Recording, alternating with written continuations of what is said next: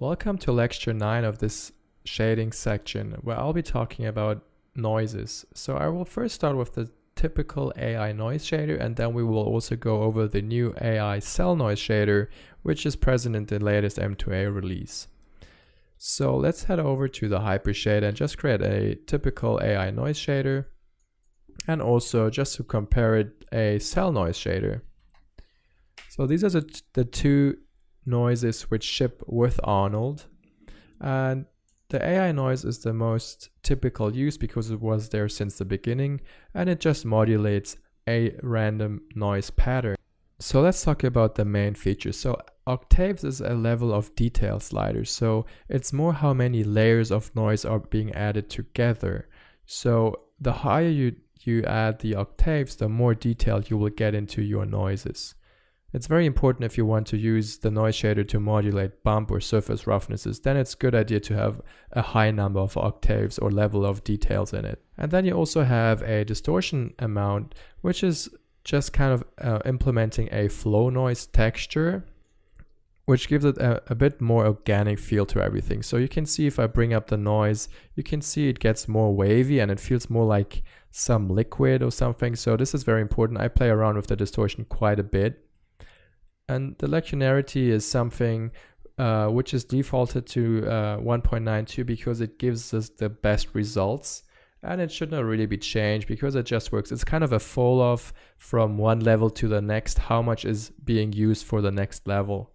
And an amplitude is an overall height value, so amplitude of 0 is no height, so which means no colors, and a value of 1 is the maximum height. You can, I think, go higher. It just adds more contrast and higher values to this.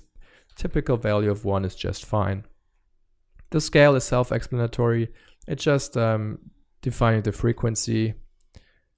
You can create interesting shapes by not scaling it uniformly though, like slices or something like that. So very interesting results can be achieved by playing around with scale.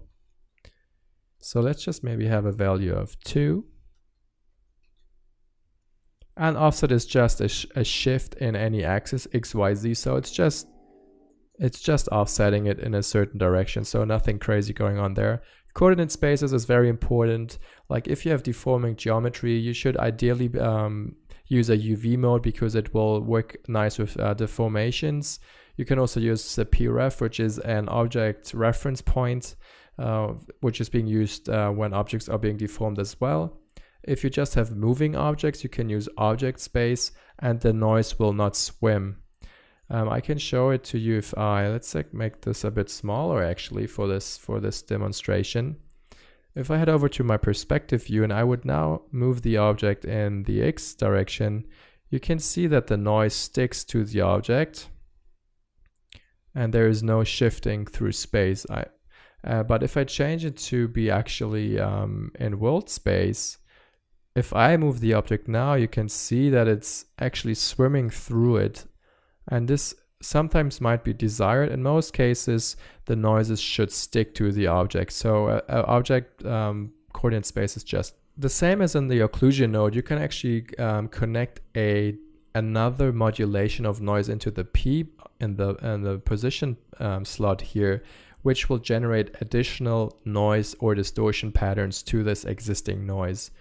The time slider there is just used to kind of create a random input. So whenever you change the time, the noise pattern changes. It's kind of like a random seed. And then you have your colors, which should be self-explanatory. You can just specify any color for the noises.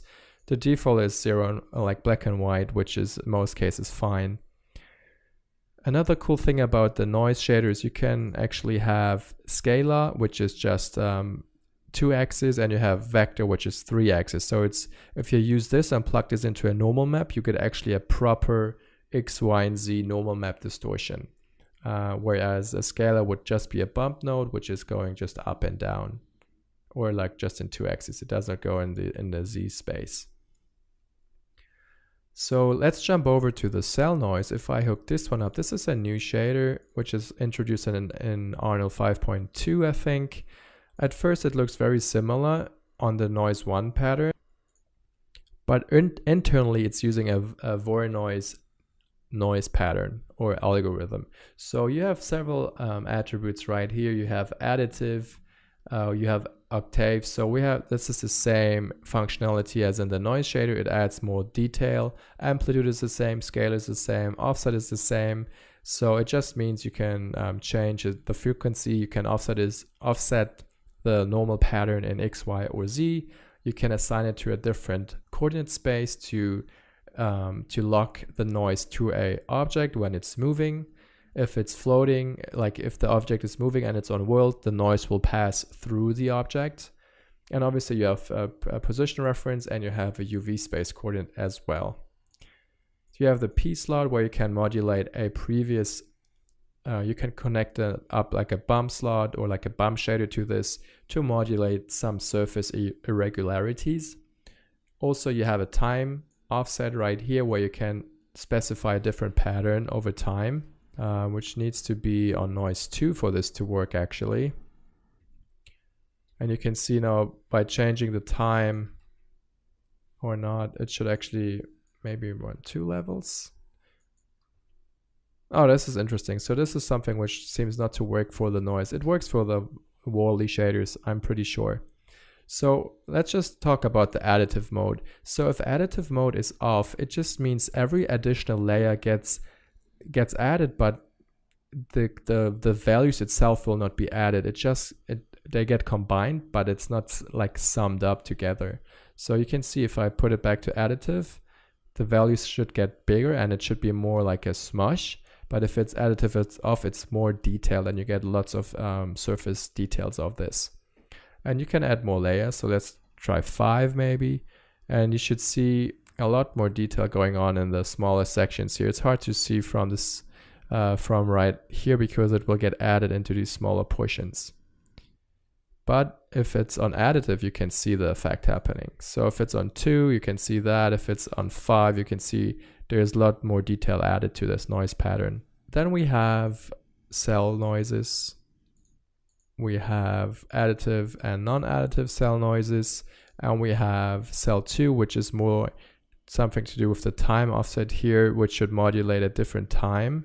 And then for each cell noise, you have the additive mode. So, and if you jump over to the Wall-E, you can definitely see a difference pattern, additive and non-additive.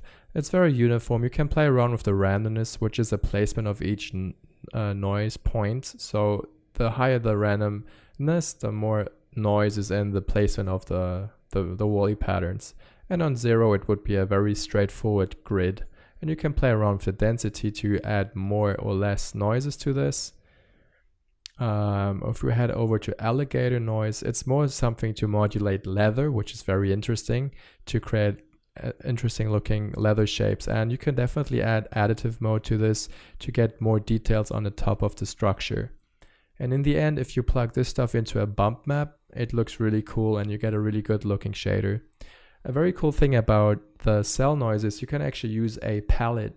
And what it does is you can actually specify a ramp, for instance, into the palette, and then you can kind of create a range of colors. So if we head over to maybe cell and we create a ramp and connect this up to the into the palette and change my colors in here. So the Maya's ramp node has a preset, so we can just use rainbow colors, and you can see now that it picks a random color based off my input ramp, and based on that it populates the color or the palette of this. Color is just an overall color set for this, but the palette is very interesting. Let's say you want to create some rock texture or something, you can actually do very interesting results with this. So if I go to a more desaturated brown or something, and then this one is a more saturated and lighter brown tint, you can see now what you get just by doing this. And obviously you can play around with more details, maybe not additive or additive, something to play around. You can check out how the leather one works with the palette option on, and all that. You can get very, very detailed procedural noises just by using these little things.